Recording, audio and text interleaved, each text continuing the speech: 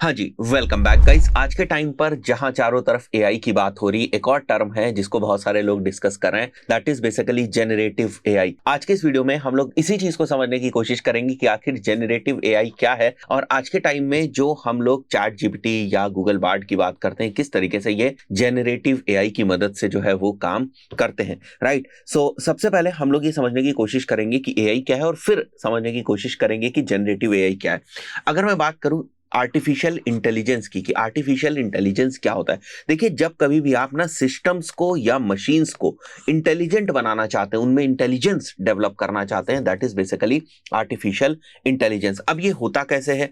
ये होता है मशीन लर्निंग से या फिर डीप लर्निंग से। तो अगर मैं आपको इसका एक टाइप से एक्सप्लेनेटरी मॉडल बनाना चाहूं तो सबसे पहले हमारे पास आता है एआई, ठीक है। उसके बाद हमारे पास आती है मशीन लर्निंग और मशीन लर्निंग के अंदर जो होती है वो होती है हमारी डीप लर्निंग, और मशीन लर्निंग और डीप लर्निंग को यूज करता है जेनरेटिव एआई।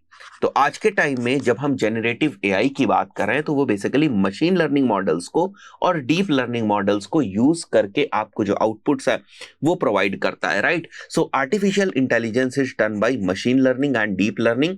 मशीन लर्निंग या फिर deep learning is basically training systems on past data. अब यहां पर एक सवाल और आता है कि सर आप दो तरीकों की एआई की बात कर रहे हैं, एक नॉर्मल ट्रेडिशनल एआई की बात कर रहे हैं जो अभी हम लोगों ने यहां पर डायग्राम से देखा कि यहां पर एक हमारे पास एआई है, उसके अंदर अगर हम बात करें तो हमारे पास मशीन लर्निंग है, उसके बाद अगर हम लोग बात करें तो हमारे पास डीप लर्निंग है। तो आखिर जो एआई है वो किस तरीके से, या जो ट्रेडिशनल एआई है वो किस तरीके से जेनरेटिव एआई जिसकी हम आज के टाइम में बात करते हैं, या जेनरेटिव एआई की एप्लीकेशंस की बात करते हैं जिसमें बहुत कॉमन एग्जांपल आज के टाइम में चैट जीपीटी है या गूगल बार्ड है, इसकी हम बात करते हैं, तो ये किस तरीके से हमारी ट्रेडिशनल एआई से डिफरेंट है। देखिए जेनरेटिव एआई जैसे कि नाम से आपको पता चल रहा है, AI that can generate. Right, क्या जनरेट कर सकता है? टेक्स्ट जनरेट कर सकता है, इमेजेस जनरेट कर सकता है, वीडियोस जनरेट कर सकता है, साउंड जनरेट कर सकता है, ये सारी चीजें जनरेट कर सकता है, that is basically generative AI. तो नॉर्मल एआई क्या होता है? देखिए नॉर्मल एआई का मतलब होता है कि कुछ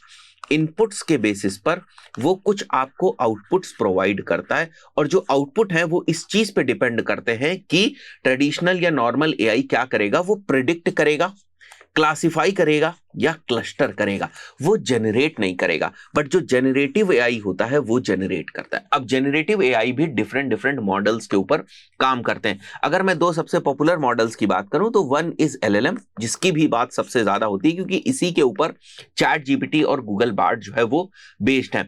अब चैट जीपीटी एलएलएम में भी कौन से मॉडल को यूज करता है ये एक डिफरेंट चीज है, या गूगल जो है वो एलएलएम के कौन से मॉडल को यूज करता है, या माइक्रोसॉफ्ट एलएलएम के कौन से मॉडल को यूज करता है, या मेटा यानी कि फेसबुक जो है वो एलएलएम के कौन से मॉडल को यूज करता है। क्योंकि एलएलएम का मतलब होता है लार्ज लैंग्वेज मॉडल, मतलब ऐसा मॉडल जो बहुत सारी डेटा के ऊपर चलता है। सो बहुत सारी डेटा किसके पास है? इन जैसे जाइंट्स के पास है, गूगल के पास है, माइक्रोसॉफ्ट के पास है, मेटा के पास है। तो ये जो प्लेटफॉर्म्स है ना, ये अपना लार्ज लैंग्वेज मॉडल यानी एलएलएम खुद का अपना डेवलप कर सकते हैं। इनके मैं नाम आपको बता दूंगा स्पेसिफिकली, गूगल का जो एलएलएम मॉडल है उसका क्या नाम है, माइक्रोसॉफ्ट का जो एलएलएम मॉडल है उसका क्या नाम है, और मेटा का जो एलएलएम मॉडल है उसका क्या नाम है। इसी तरीके से जनरेटिव एआई एक और मॉडल के ऊपर काम करता है which is image based, but इसकी इतनी ज्यादा बात नहीं होती है क्योंकि most of the application part जो आप देखते हो वो एलएलएम मॉडल पर ही बेस्ड है which is large language model.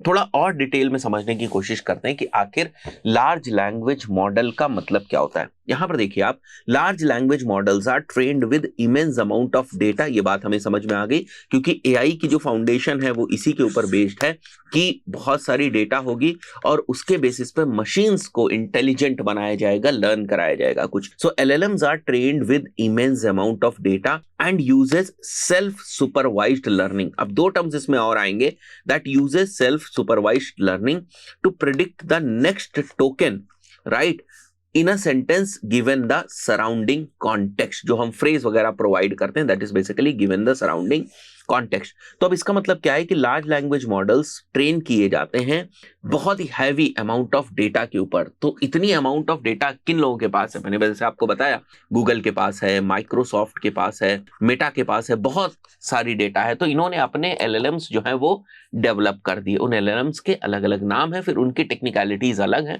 कि वो स्पेसिफिक एलएलएम किस तरीके से काम करते हैं, उनके जो एल्गोज हैं वो किस तरीके से काम करते हैं। हम उसमें उतनी डिटेल में नहीं जाएंगे, but LLMs are trained with immense amount of data and uses self supervised learning. अब सेल्फ सुपरवाइज्ड लर्निंग का मतलब होता है कि there are machine learning algorithms to analyse inputs to predict outputs. That is basically self supervised learning. To predict the next token, token का मतलब ये होता है sequence of characters in some particular document that are group together as a useful semantic unit for processing, right. So जैसे for example अगर मैं कोई statement लिखता हूं, let's say this is Umar, ये मैं स्टेटमेंट लिखता हूं, तो this is called as a token.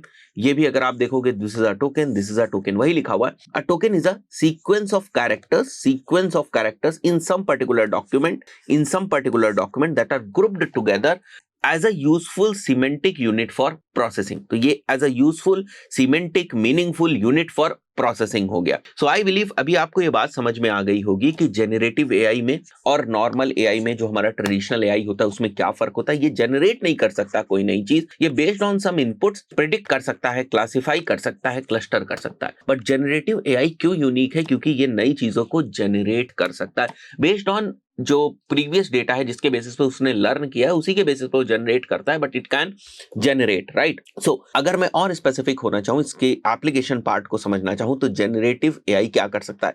हर वो चीज जो चैट जीपीटी कर सकता है, हर वो चीज जो गूगल बार्ड कर सकता है, वो जेनरेटिव एआई का ही एग्जांपल है। जैसे कन्वर्सेशनल चैटबॉट, चैट जीपीटी, आपको लगता है आप किसी इंसान से बात कर रहे हैं, that is a very powerful use case of generative AI. Generative text for various purposes, blog के लिए आपको लिखना है, ईमेल के लिए आपको लिखना है, कोई टेक्स्ट जनरेट करना है आपको, आर्टिकल के लिए टेक्स्ट जनरेट करना है, कोई ब्रोशर के लिए टेक्स्ट जनरेट करना है, कोई ऐसे के लिए टेक्स्ट जनरेट करना है, किसी डॉक्यूमेंट के लिए टेक्स्ट जनरेट करना है, किसी एप्लीकेशन के लिए टेक्स्ट जो है वो जनरेट करना है। There can be an number of reasons, आपको इमेजेस वगैरह जनरेट करनी है, तो वो भी आपके एक तरीके से जेनरेटिव एआई के ही एग्जांपल्स हैं। इसी तरीके से आपके ईमेल्स को एनालाइज करके उसकी समरी बना देना, इसी तरीके से किसी पैराग्राफ को एनालाइज करके उसकी समरी बना देना, इसी तरीके से किसी बुक को एनालाइज करके उसकी समरी बना देना।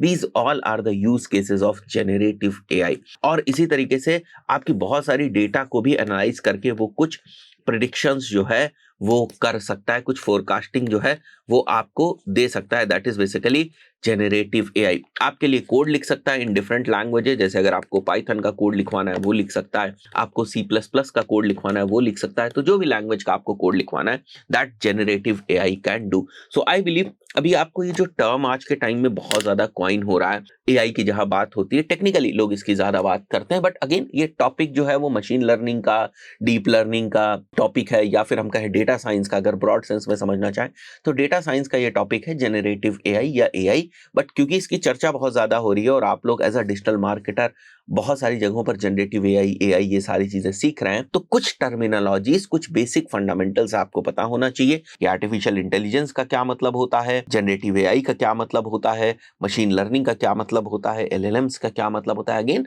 एलएलएम्स वगैरह की प्रोसेसिंग क्या है, वो कैसे काम करते हैं, that again is a very technical, very separate topic. I believe बहुत सारी चीजें आपको सीखने को मिली होंगी इस पर्टिकुलर वीडियो में। इतना ही, मिलते हैं नेक्स्ट वीडियो में। Till then, good bye.